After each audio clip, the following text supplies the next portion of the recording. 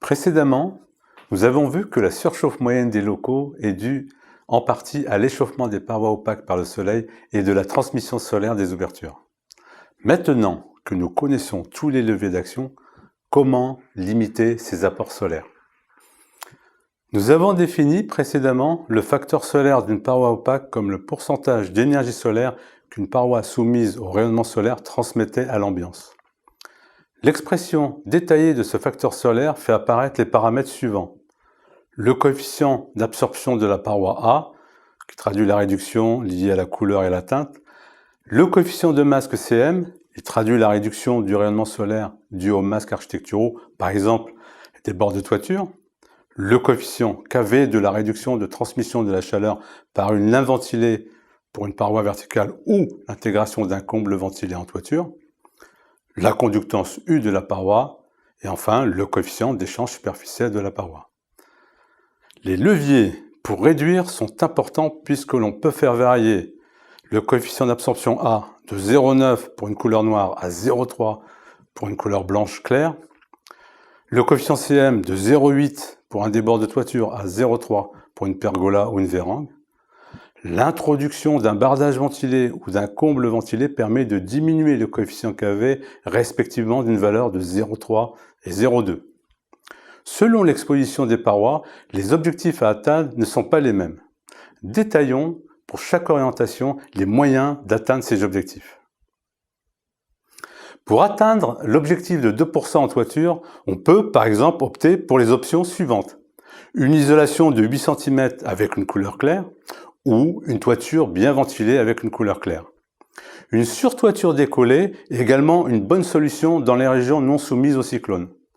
Dans les zones cycloniques, des précautions doivent être prises pour limiter l'effet de prise au vent et construites selon des normes anticycloniques. Si le comble est insuffisamment ventilé, on pourra compléter l'action de la ventilation du comble avec de l'isolation. La végétalisation des toitures terrasses permet de réduire significativement l'exposition au rayonnement solaire par l'action d'évaporation des plantes. Mais il n'est pas un dispositif suffisant en soi. Les orientations nord et sud sont les moins exposées. L'objectif de 6% de facteur solaire peut être atteint avec un revêtement clair et une paroi d'une conductance inférieure à 2 watts par mètre et par Kelvin, un revêtement clair et une protection solaire de type débord de toit, balcon, galerie filante à faible avancée, un mur intégrant un bardage ventilé ou non.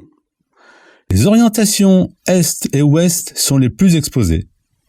L'objectif de 4% de facteur solaire pour un mur peut être atteint en intégrant un bardage ventilé ou un brise-soleil, en protégeant le mur par des galeries ou des pergolas à forte avancée, et enfin, en intégrant également une légère isolation associée à une couleur claire du mur. Notons que l'isolation peut être utilisée sans réserve dans les bâtiments climatisés.